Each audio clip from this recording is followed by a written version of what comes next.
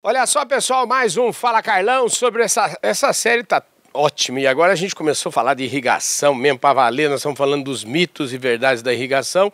E eu continuo aqui do meu lado esquerdo, o Lineu Rodrigues, pesquisador da Embrapa. E Lineu, tá bom essa conversa, hein, rapaz? Nossa senhora, é um prazer estar aqui conversando sobre esse tema e aprendendo, tendo uma aula com o ministro hoje aí, da vida dele, fantástico. E agora pegando esse gancho para a agricultura irrigada, eu acho que a gente vai conseguir dar um salto aí nessa questão. O ministro falou que você é professor dele dessa área. Quem dera, o ministro é a pessoa mais gentil, mais simples que eu conheço. Ele que é nosso professor. Ô Alisson, é o seguinte, eu tô sentindo até que o tempo tá dando uma mudada aqui, é capaz de chover, viu? Mineiro acha que chove, sempre fala que chove. Mineiro, meu pai sempre fala assim, tá formando uma chuvinha, meu pai fala. Mas tá na hora dela mesmo, né? É bom demais, né? Escuta, essa conversa aqui que eu coloquei que nós ia falar sobre desperdício, mau uso, o que o senhor enxerga nesse tema de utilização da água e até falando sobre outorga, o senhor que é um homem, eu posso chamar assim, eu vou arriscar dizer que o senhor é um inimigo da burocracia. Então eu queria saber do senhor o que o senhor pensa desses tempos e tudo e como que a legislação pode melhorar a vida de quem precisa de água. Você tocou num ponto importante aí. O Lineu acompanha o dia a dia dele, é esse. Tem que melhorar, sim, as regras, as legislações. Nós precisamos de pensar que esse país vai ser um grande supridor de águas. Nós não vamos ser importador de água. O que é preciso é que você incuta no produtor, no homem rural, aquele que trabalha no dia a dia lá, que ele, além de produzir alimentos, ele é o produtor de água também. Ele sabe como manejar a sua água. Ele conhece muito mais do que nós como é que ele vai manter um solo mais úmido, como é que ele vai conseguir fazer uma pequena represa, como ele vai resolver o problema de um manancial, proteção de manancial e assim sucessivamente. Só que, na nossa legislação, eles botaram um contra o outro. Se você hoje vai ao governo e pede uma outorga, você passa a ser inimigo do governo. Ele te cria todas as dificuldades. Está errado, não é assim. Ele tem que chamar o produtor para ser parceiro dele. Porque é interessante o produtor. A maioria da fiscalização que o governo fala que vai fazer e não faz, ele tem interesse nela. É medição de vazão, é chuva, é tudo, dos atos mais simples aos mais complicados. Hoje você tem sensores que ajudam as atividades de governo e iniciativa privada, é muito grande. Hoje a informática já suplantou muitas das dificuldades que nós temos. Agora, o que não pode suplantar é essa ideia de que o homem tem na água o resultado do que ele quer da água. Ele é o produtor, mas ele pode ser o destruidor da água também. Você aqui, muitas vezes, conversa com um sujeito. Olha, essa Minas Gerais, de um modo geral, o nosso professor Lineu falou nisso. O que chove aqui era suficiente para você irrigar essa região toda. E outra coisa que surgiu aqui, o Brasil tem algumas áreas que nem precisa de irrigar, porque tem um regime de chuva que cobre 2 safras. E agora com a irrigação nós descobrimos que você pode fazer 3 safras. E você fazer 3 safras, você usa o mesmo equipamento, o mesmo custo fixo, a mesma fazenda. É uma benção. Para produzir 3 safras e não uma. Tá certo? Eu agora fico pensando, se os meus alunos me ouvirem falar, eu vou pedir desculpa a eles. Olha, a relação custo-benefício ficou muito melhor agora. Porque agora vocês não fazem o custo do produto irrigado dividido por 1 safra, mas por 3 safras. A coisa mudou. Portanto, é preciso que o brasileiro tome consciência disso. O que o professor Lineu falou, ele é muito objetivo disso. O mundo tem que ter consciência de que a água não vai acabar, não. Você vai ver como você, racionalmente, vai manejar e usar essa água. Quando você está irrigando, você não está consumindo água, não. Você vai na planta, ela volta ao ponto original. Esta é a capacidade que a ciência vai nos oferecer em termos de aproveitamento de recursos naturais que nós precisamos. Esse Cerrado brasileiro, montado nesse Planalto Central, que é essa beleza que está aí, precisa de água. É a maior caixa d'água que o mundo tem. E o senhor falou um negócio importante, agora eu estou lembrando que eu conheço, acho que é o Marco Antônio Paulinelli, ele é produtor de água, eu recebi um cartão dele que ele falava assim, a fazenda é produtor de água, é muito Marco Túlio, isso mesmo, Marco Túlio. Marco Túlio Agronelli. Isso, Agronelli, produtor de água, é muito bom esse conceito, né? O que ele faz dá uma beleza. E vocês precisam de imaginar que essa é uma mudança que nós precisamos do povo, do consumidor também. Ele tem que saber que a água é um bem, não é finito não, ele é infinito, mas precisa ser bem administrado, tanto na preservação, no uso, no manejo. Quando eu vejo o produtor fazer um serviço de proteção, de uma recarga de um determinado lençol, aquilo, rapaz, para mim é... E a Cerrado brasileiro todo está fazendo isso. Pois é, isso mesmo. Ó, eu acho que o Paulinelli ele botou a bola assim na marca do pênalti para você chutar aí agora, né? Fala aí sobre... Vamos falar um pouquinho sobre esse tema do desperdício da água, da racionalização, da legislação, enfim, professor, agora o senhor nada de braçada aí. Tá joia. Então, assim, eu não gosto muito do termo desperdício, né? Que desperdiçada é aquela ideia daquela água que foi mal usada, né? E a irrigação, na verdade, qualquer máquina, você não consegue 100% de eficiência, ela tem uma ineficiência. E essa ineficiência, ela está embutida aí nos sistemas de irrigação nossos, que a gente tem o que tem de melhor no mundo. O que tem de melhor no mundo nós temos aqui no Brasil, que você pensar. Nossos equipamentos aqui são altamente eficientes e o produtor procura ser eficiente no uso da água, por quê? Porque a nossa energia é muito cara. Então ele tenta ter essa racionalização em termos de energia. Agora, essa palavra desperdício na agricultura irrigada, ela tem um outro viés, Carlão. Porque muitas vezes essa água que você joga mais no sistema de irrigação, que é uma água que está sendo, parece desperdiçada, que está diminuindo a eficiência do sistema, ela pode ser reaproveitada para quem está mais jusante. Ela volta para o sistema. Então, se você medir a eficiência de um produtor é uma coisa, mas a eficiência da bacia hidrográfica como um todo, ela é outra. Ela é maior, porque geralmente essa água é reaproveitada. A não ser aquela que evapotranspira e sai do sistema definitivo e vai voltar a circular em outro momento. Depois a gente pode conversar um pouco mais sobre isso. A legislação nossa, a Lei 9433, eu acho que ela é perfeita, ela é uma das melhores do mundo. Eu acho que agora talvez a questão do mercado entrando aí vai ajudar também em alguma coisa. Mas ela tem alguns princípios, essa lei que água é um bem de domínio público. Isso é bom, por um lado, essa visão que a água é um bem de domínio público, mas por outro lado, tudo que é de domínio público parece que você pode usar de qualquer jeito, né? Se não é seu, você não trata bem, né? Isso não é verdade, né? Ela tem um outro princípio dela, que os usos prioritários é dessedentação animal e consumo humano. Não existe uso prioritário. Eu sei, na cidade, gente, o pessoal mais do urbano, né? Não existe conflito entre a água da agricultura e a água da cidade. Porque se tiver conflito, vai fechar as torneiras do agro e a cidade vai usar. Porque é prioridade consumo humano e dessedentação animal. Bom, está na lei. Ela fala que a bacia hidrográfica é a unidade de gestão, então você tem que olhar sempre a bacia hidrográfica, então o produtor ele tem que começar a olhar mais para a bacia hidrográfica e não só para ele. Porque a água não tem domínio, ela passa, ela é dinâmica, você não usou, ela vai embora. Então você tem que olhar a bacia hidrográfica, porque o uso que cada um faz ali vai interferir no seu uso e na qualidade da sua água. Ela traz também alguns instrumentos importantes, né? Como você colocou, que é como você vai conduzir a sua política. Ela fala da outorga, que todo mundo conhece, que a outorga é um instrumento fantástico.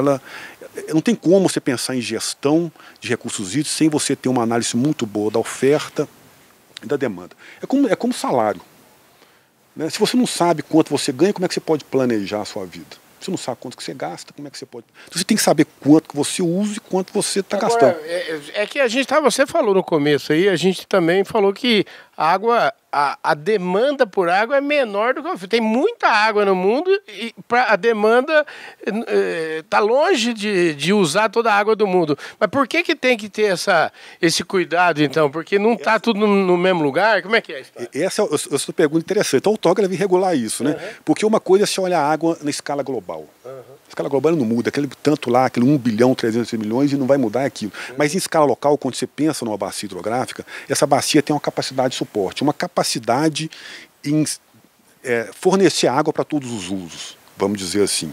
Então você imagina que você tem uma bacia hidrográfica que tem mais ou menos uma garrafinha PET de água, que ela produz aquilo um ano sim, se choveu bem, outro ano se choveu pouco ela vai produzir menos. Então a gestão disso, a agência tenta fazer a gestão no ano que produziu menos, utilizando, porque ela reduz o risco. Imagina que nessa bacia você tem uma pessoa, depois você tem 2, você tem 3 pessoas, começam a usar mais água daquela bacia. Então localmente vem essa ideia de conflito e essa impressão que a água está acabando. Ela não acaba, por isso que ela tem que ser bem gerida. Agora a outorga ela vem regular isso. Com a outorga você reduz o risco, você baliza, você põe a régua lá embaixo. Então, muita água passa e vai embora por causa disso. A outorga é um instrumento importante, mas como o ministro colocou muito bem, ela tem que ser mais ágil.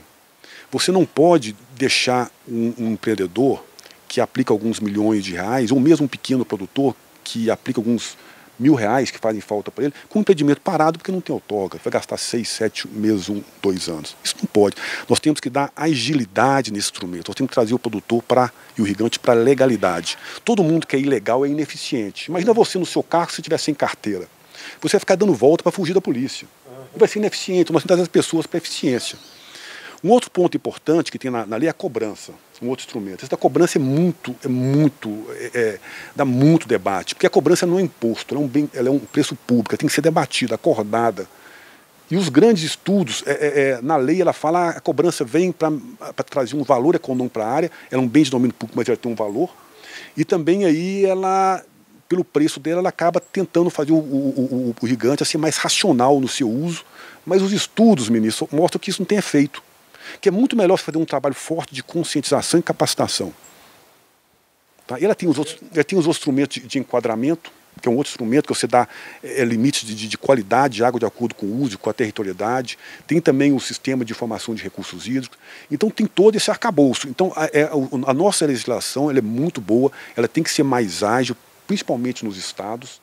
Mas a gente precisa disso para você equalizar, para você não ter conflitos pelo uso da água localmente. Porque a nível global, como você falou, a água é constante, 97,5% está no mar, mas se você tem energia, você traz água do mar para cá. Aí o outro problema é a energia. Para produzir alimento irrigado, você precisa de água e precisa de energia. Isso é fundamental e esses 2 fatores aí são importantes.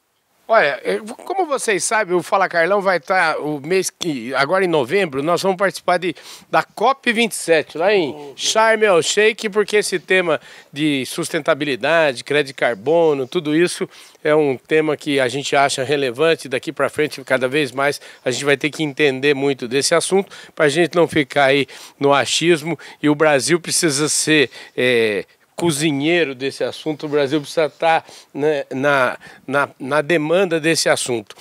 Tem um tema que antes de a gente fechar este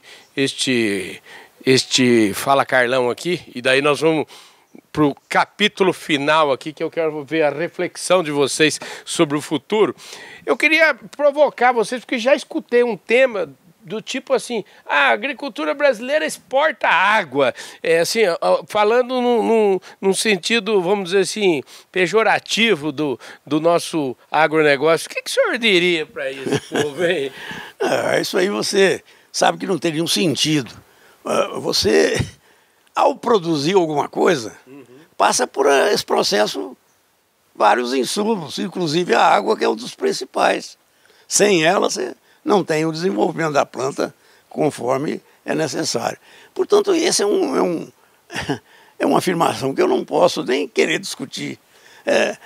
Não há nenhum sentido você querer proibir um determinado produto ou determinado sistema produtivo só se ele estiver te prejudicando. Aí você já tem uma legislação específica para isso. Mas você tem que estimular, porque O homem pode ficar sem tudo, mas comer e beber água ele não fica sem. Um dia só ele morre. E comer depende de água também, né? Então, depende de água. Água é um tema, olha, top de link. Escuta, as suas considerações finais aqui do nosso penúltimo episódio dessa série. Viu? Mas já? Já, você viu que a série tá indo e o tempo nosso tá quase esgotado lá já. Não, mas eu vou ter que concordar com o ministro, essa questão de exportar água, e tem algumas pessoas que querem cobrar pela água, cara. Mas eu vou ter que estender mais uns 2 minutos da minha fala, no Fala Carlão aqui, porque eu acho que isso é importante, esse conceito. Muitas vezes a gente pega uma boa coisa e usa ela de forma errada. No Brasil a gente é mestre para ir lá fora e pegar as coisas e implementar de forma errada. Esse conceito vem na década de 90, mais ou menos, ali, quando alguns pesquisadores eles queriam identificar um indicador, uma métrica, para que você pudesse quantificar o quanto de água você usa para produzir um bem ou serviço. Isso é importante. Por quê? Porque com isso os países que têm pouca água eles poderiam priorizar o uso daqueles que usam menos água e importar o resto, você criar aptidões por regiões. Esse mapeamento seria interessante. Posteriormente, o pessoal melhorou isso aí. Ele falou quanto é produzido, por exemplo, quanto você gasta de água azul, quanto você gasta de água verde, cinza, para produzir determinado bem ou serviço. Isso é importante para o planejamento. Por exemplo, a agricultura irrigada ela usa muita água verde e muita água azul. Então, você começa a ter essa contabilidade. E aí o pessoal vão começar a cobrar porque exporta muita água. Não exporta, você não pode cobrar por uma água de um bem ou de um serviço. Que se você não usar essa água para nada, ela vai embora e ela vai ser exportada por meio do ciclo hidrológico.